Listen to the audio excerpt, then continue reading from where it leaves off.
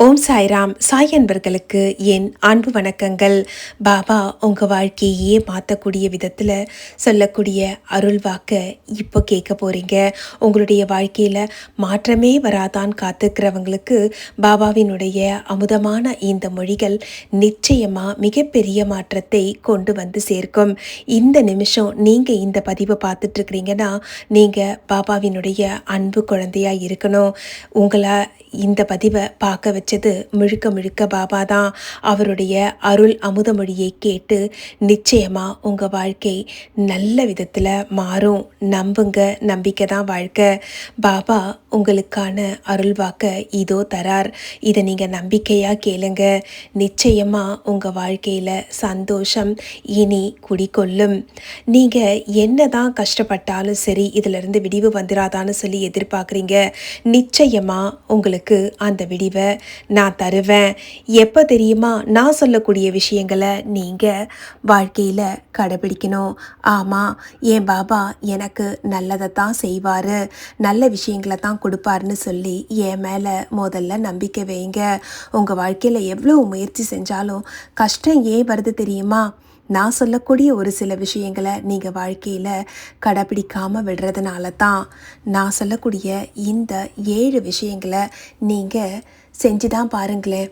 உங்களுடைய வாழ்க்கையில் நிச்சயமாக பெரிய மாற்றம் வரும். நம்பிக்கையை மட்டும் எப்போவுமே விட்டுடாதீங்க. யாருமே உங்களை புரிஞ்சிக்க மாட்டாங்கிறாங்களேன்னு சொல்லி தோணுதா? ஒரு நிமிஷம் அமைதியாக இருங்க. நான் சொல்லக்கூடிய விஷயங்களை காது கொடுத்து கேளுங்க. என்ன பாபா, நீங்களும் சொல்லிக்கிட்டே தான் இருக்கிறீங்க, ஆனால் என் கஷ்டம் தீர்ந்த பாடே இல்லையேன்னு சொல்லி சோர்வாகவும் நம்பிக்கை இல்லாமலும் உன்னுடைய மனசை வைக்காத. ஆசையை கட்டுப்படுத்து. முதல்ல உனக்கு என்ன சங்கடம் வந்தாலும் அதுக்கு என்ன காரணம் தெரியுமா? அதிகமாக ஆசைப்படுறது தான். உனக்குன்னு இல்லை, பொதுவாகவே மனுஷங்க தான் கையில் இருக்கிற வைரத்தை விட்டுட்டு எங்கேயோ இருக்கக்கூடிய உப்பு கல்ல வைரோன்னு நினச்சிக்கிறாங்க. முதல்ல உனக்கிட்ட இருக்கக்கூடிய பொருளினுடைய மதிப்பை நீ உணரணும். உன்கிட்ட ஒன்றுமே இல்லைன்னா கூட பரவாயில்ல, நம்பிக்கை மட்டும் இருந்துட்டா போதும். நிச்சயமாக உன்னால் ஆசையை வெல்ல முடியும். உன்னுடைய துன்பத்துக்கு முதல் காரணமே ஆசை தான். அதை முதல்ல குறைச்சிக்கோ. மனசு எந்த அளவுக்கு லேசாகுதுன்னு பாரு. வாழ்க்கை ரொம்பவே சுலபமாக தெரியும். நல்லதை செஞ்சால் நமக்கு நல்லது கிடைக்கும். நீ 2வதாக வாழ்க்கையில் கடைபிடிக்க வேண்டிய விஷயம், நீ மற்றவங்களுக்கு உதவி செய்கிறியான்னு சொல்லி கொஞ்சம் யோசிச்சு பாரு. நீ மற்றவங்களுக்கு உதவி செய்கிறதன் மூலமாக அதே உதவி உனக்கு நீயே எதிர்பார்க்காத நேரத்தில் வந்து உனக்கு உதவி செய்யும். ஏன்னா நாம் எந்த விதமான எதிர்பார்ப்பும் இல்லாமல் செய்யக்கூடிய உதவிக்கு அப்படி ஒரு வலிமை உண்டு. ஆனால் ஒன்று மட்டும் மனசில் வச்சுக்கோ, எந்த உதவியுமே நீ பிரதிபலனை எதிர்பார்த்து செய்யாத. நீ செய்கிறத கடவுள் பேரை சொல்லிட்டு செய். ஏன்னா கடவுளுக்கு நன்றி சொல்லு. கொடுக்குற இடத்துல உன்னை வச்சிருக்கிறாரு. வாங்குகிற இடத்துல தான் மற்றவங்க இருக்கிறாங்க. வாங்குறவங்களையும் குறைவாக மதிப்பிடாத. ஏன்னா அவங்கள பொறுத்த வரைக்கும் அவங்க கஷ்டத்துக்காக உன் கையில் இருந்து பொருளை கை நீட்டி வாங்குறாங்க. ஆனால் உண்மை என்ன தெரியுமா? கடவுளே வந்து உன் கர்மாவை நீ கொடுக்கக்கூடிய உதவி அப்படிங்கிற பேரில் வாங்குறாரு.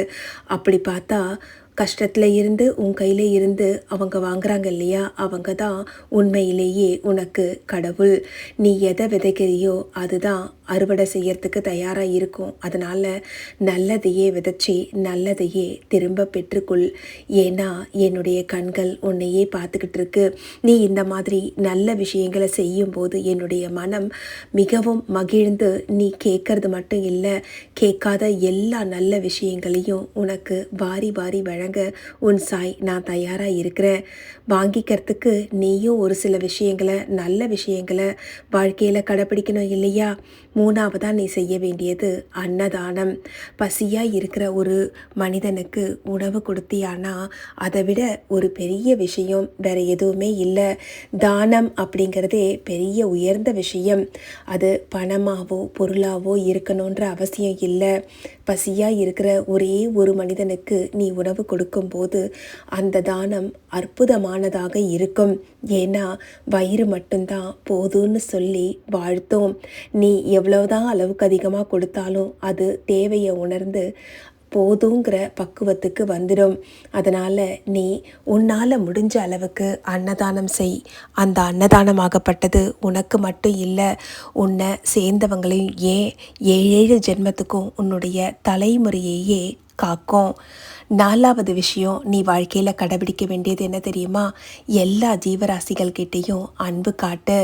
ஒரு நாயாக இருந்தாலும் சரி, அது பறவையாக இருந்தாலும் சரி, இல்லை வறுமையில் இருக்கக்கூடிய ஏதோ ஒரு விலங்கு, அதாவது தனக்கு ஏதாவது கிடைக்காதான்னு சொல்லி வாயில்லாத ஜீவன் காத்துக்கிட்டு இருக்கும். அது புறாவாக இருந்தாலும் சரி, காகமாக இருந்தாலும் சரி, நாயாக இருந்தாலும் சரி, பூனையாக இருந்தாலும் சரி, எல்லா ஜீவராசிகளுக்குள்ளேயும் நான் வசிக்கிறேன். நீ பார்த்து அதற்கு கொடுக்கக்கூடிய உணவு நிச்சயமாக அதன் ஆன்மாவிலிருந்து என்னை வந்து சேரும். நீ நேரடியாக அந்த விலங்குகளுக்கு உதவி செய்கிற, ஆனால் அது நேரடியாக எனக்கு வந்து சேரும் அப்படிங்கிறத மறந்துடாத. இதோட நீ 5வதாக கடைபிடிக்க வேண்டிய விஷயம் என்ன தெரியுமா? ஏழை எளியவர்களுக்கு உதவி செய்கிறது. பணமாக நீ முடிஞ்சால் உதவி செய்.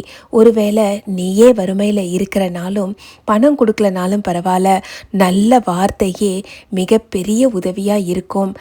ஏழை எளிய மக்கள்கிட்ட அன்பாக பேசு, ஆதரவாக நடந்துக்கோ. அவங்களுக்கு தேவையான சின்ன சின்ன உதவிகளை நீ செய். நீ வேணா பாரு, இதை நீ செஞ்சியானா உன்னுடைய வாழ்க்கை மிகப்பெரிய மாற்றத்தை நோக்கி பயணப்படும்.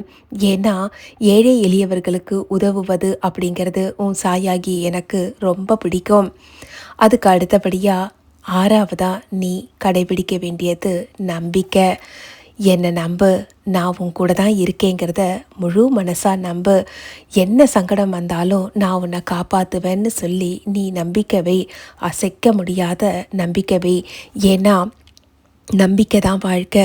நீ என் மேலே வைக்கக்கூடிய நம்பிக்கை உனக்கும் எனக்குமான உறவை இன்னும் பலப்படுத்தும். அதுக்கு அடுத்தபடியாக 7வதா நீ செய்ய வேண்டியது, நீ என்ன பெரிய உச்ச உயர்வுக்கு போனாலும் கர்வம் மட்டும் தலை தூக்க அனுமதிக்காதே. ஏன்னா நான் அப்படிங்கிற அகந்தை நம்மளை மனுஷனாவே வாழ விடாது. அதுக்கு மட்டும் இடம் கொடுக்காத. பணிவு ரொம்ப முக்கியம். நீ எந்த அளவுக்கு பணிவோடு இருக்கிறியோ நிறைய விஷயங்களை நீ கற்றுக்குவ. நிறைய பேருடைய அன்பையும் நீ சம்பாதிப்ப. ஏன் என்னுடைய அன்பையும் ஏற்கனவே நீ சம்பாதிச்சிருக்க இல்லையா? அதனால் எல்லா விஷயங்கள்லையும் நான் சொன்ன இந்த 7 விதிகளையும் நீ வாழ்க்கையில் உன்னால் முடிஞ்ச அளவுக்கு கடைப்பிடிச்சு பாரு. 7 நாளில் உன் வாழ்க்கையில் மாற்றம் வரும்.